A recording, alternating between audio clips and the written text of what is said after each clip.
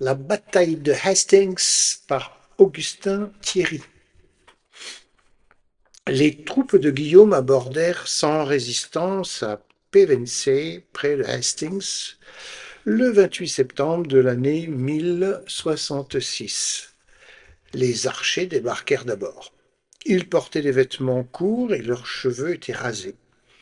Ensuite descendirent les gens de cheval, portant des coiffures de fer, des tuniques et des cottes de mailles, armés de longues et fortes lances et d'épées droites à deux tranchants.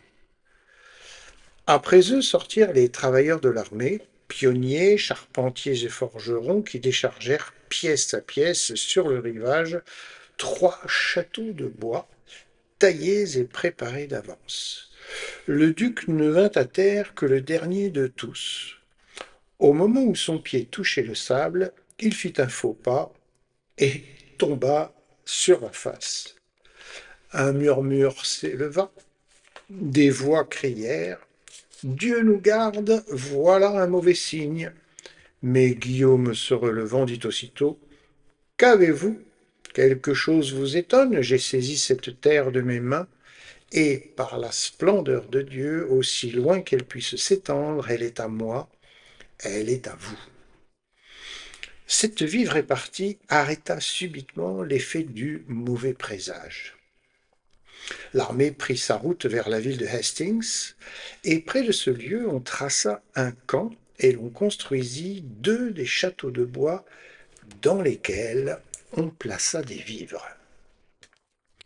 Harold était à York quand un messager vint en grande hâte lui dire que Guillaume de Normandie avait débarqué et planté sa bannière sur le territoire anglo-saxon. Il se mit en marche vers le sud avec son armée, publiant sur son passage l'ordre à tous les chefs des provinces de faire armer leurs combattants et de les conduire à Londres. Les milices de l'Ouest vinrent sans délai, celles du Nord tardèrent à cause de la distance, mais cependant il y avait lieu de croire que le roi des Anglais serait bientôt entouré des forces de tout le pays. Harold, trop prompt dans ses mouvements, n'attendit pas. Il ne put maîtriser son désir d'en venir aux mains avec les étrangers. L'espoir d'épargner quelques maux à ses compatriotes, peut-être l'envie de tenter contre les Normands une attaque brusque et imprévue, le déterminèrent à se mettre en marche vers Hastings avec des forces 4 fois moindres que celles du duc de Normandie.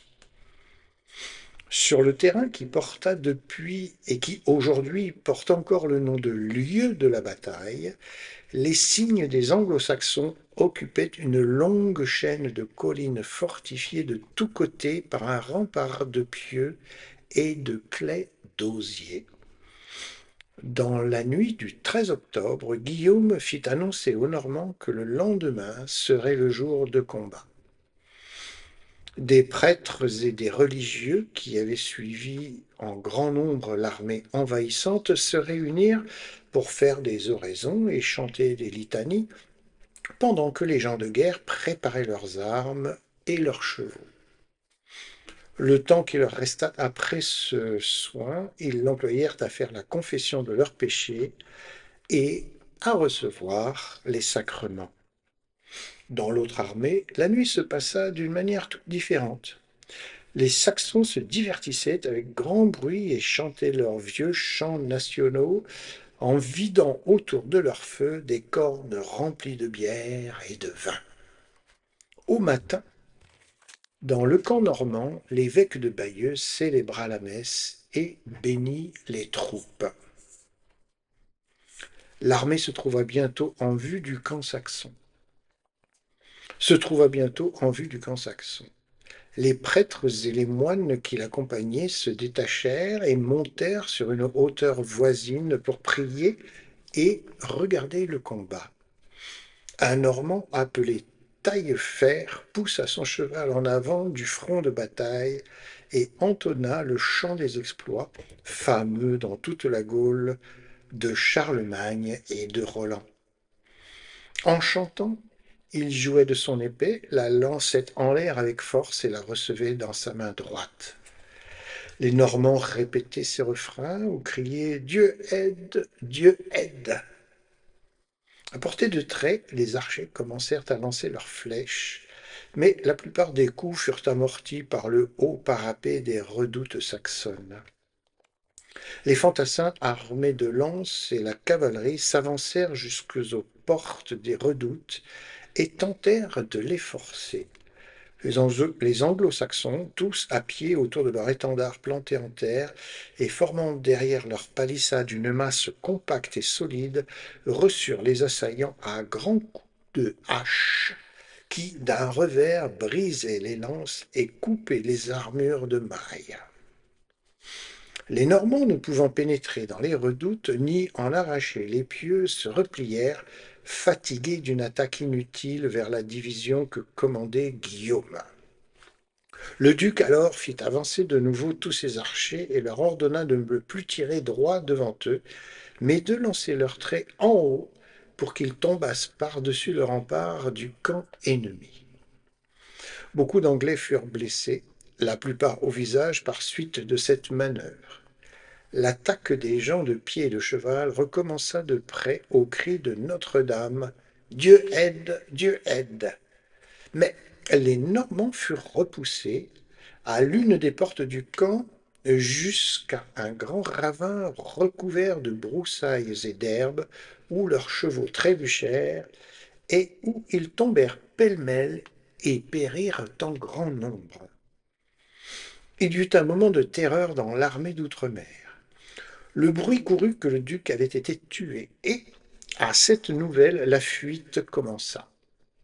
Guillaume se jeta lui-même au-devant des fuyards et leur barra le passage, les menaçant et les frappant de sa lance. Puis, se découvrant la tête, « Me voilà !» leur cria-t-il. « Regardez-moi, je vis encore et je vaincrai avec l'aide de Dieu. » Les cavaliers retournèrent aux redoutes, mais ils ne purent davantage en forcer les portes ni faire brèche.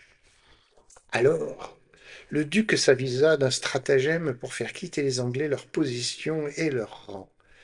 Il donna l'ordre à 1000 cavaliers de s'avancer et de fuir aussitôt.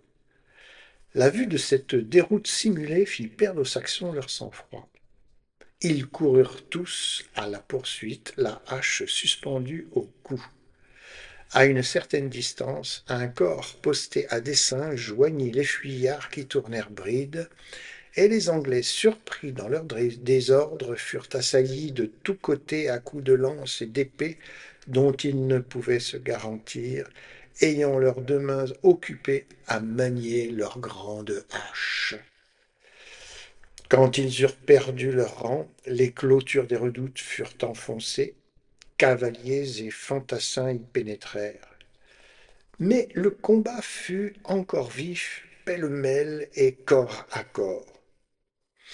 Guillaume eut son cheval tué sous lui.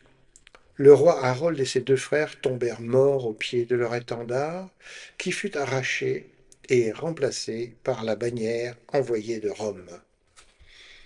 Les débris de l'armée anglaise, sans chef et sans drapeau, prolongèrent la lutte jusqu'à la fin du jour, tellement que les combattants des deux parties ne se reconnaissaient plus qu'au langage. Alors finit cette résistance désespérée.